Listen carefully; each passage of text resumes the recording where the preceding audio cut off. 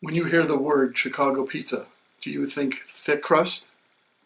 Well, there's a lot of confusion out there, and I'm going to try to set the record straight. That's coming right up on Tech Talk. I mean, Pizza Talk, coming up right now.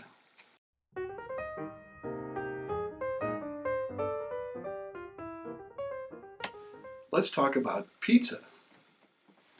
I'm originally from Chicago. I moved to St. Louis 24 years ago, and my first experience with pizza was pretty bad. I ordered a pizza. I was sharing an apartment with one of the fellows that moved down from Chicago with me, but had some experience in St. Louis. So we ordered our first pizza when we got here, and opened up the box, and they said, "Tom, there's something wrong with this pizza. It's orange."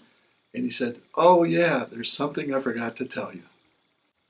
Okay, why the pizza was orange? Because of the Provel cheese. Provel cheese is an invention in the St. Louis area, invented on the Hill. That's the Italian area, if you're not familiar with St. Louis.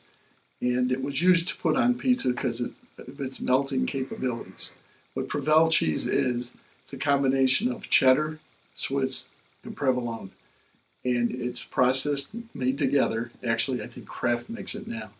And it's used on pizza, sandwiches, salads. They use it a lot down here in St. Louis and in the metro area. It's really not known outside of this area.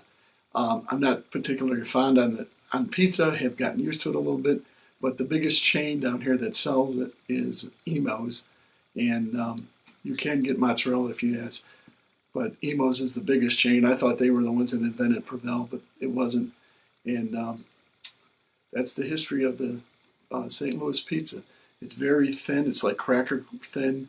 Not a lot of ingredients, not like Chicago or New York at all.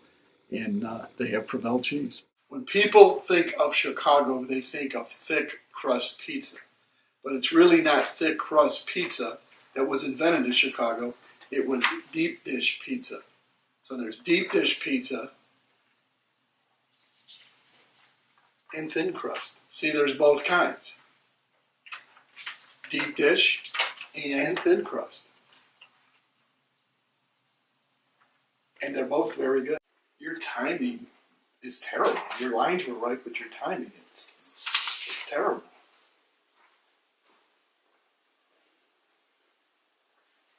Yeah, sure. But timing. If we were going to do this again, all of a sudden I just pop into the picture.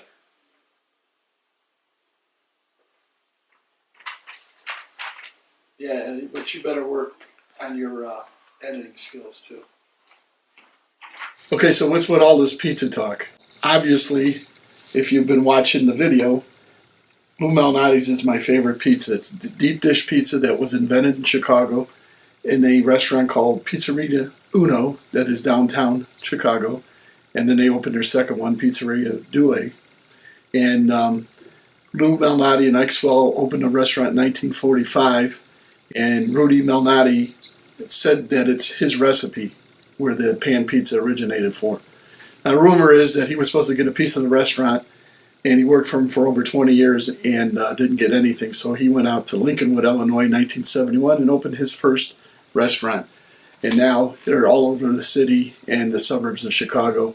I believe they got 45 or so restaurants. There's takeout and everything else. Since it is my favorite pizza, you're probably wondering how I get it shipped here. Well, there's a website called The Taste of Chicago.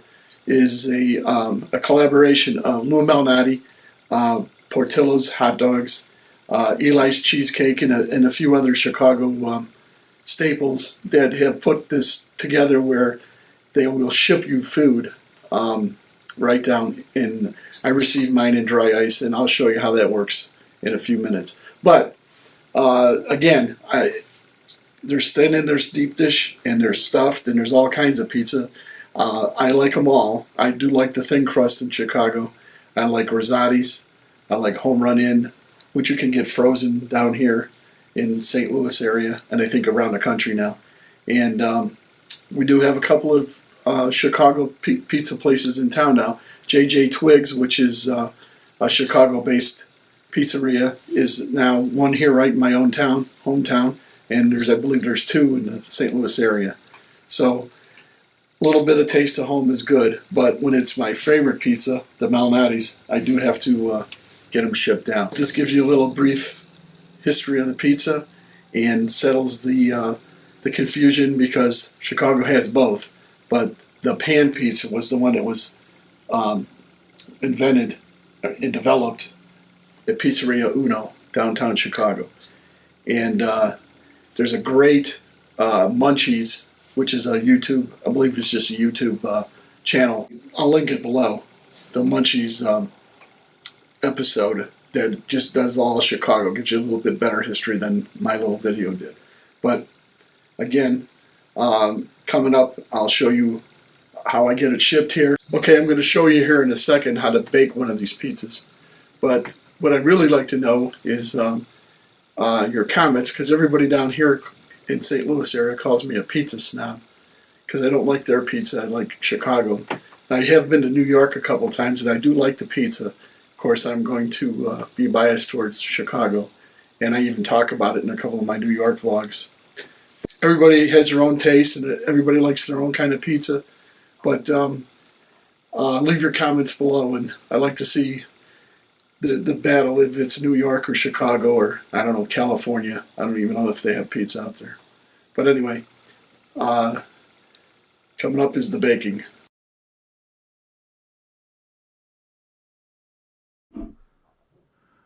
Okay, this is how I get my delivery.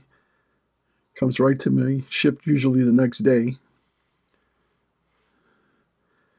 in a nice secure box with, of course, their advertising in there, the taste of Chicago.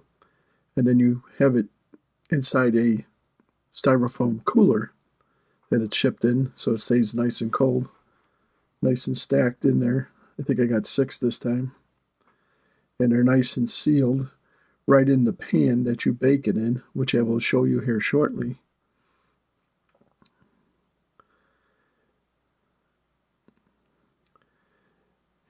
And once you get them all out of the box, you could see they usually put the dry ice right at the bottom.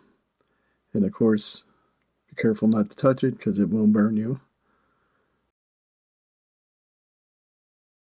First thing you have to do is take your pizza out of the freezer.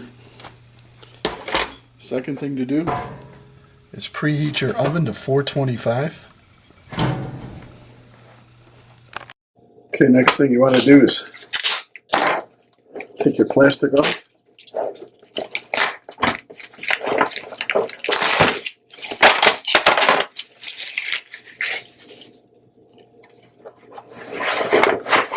Open it up.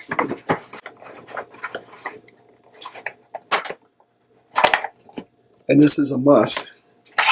You want to take your pizza out. Set it on the side, because you want to take all that moisture and wipe it out with a paper towel. Because if you don't, it'll burn the crust.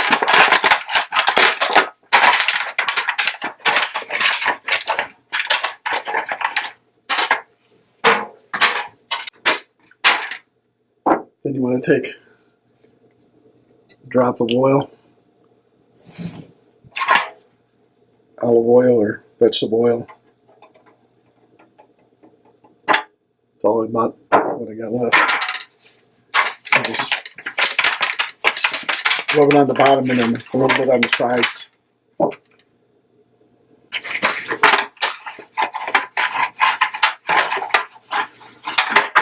Just keep it from sticking if there's still a little bit of moisture that you didn't catch.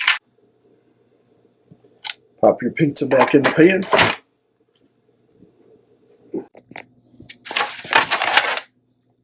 Then I put it about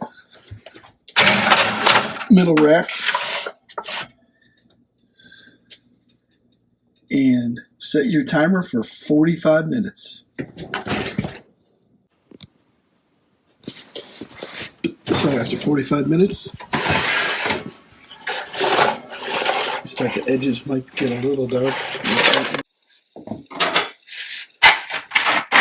Take it out because we oiled our pan and dried it up. Didn't stick at all.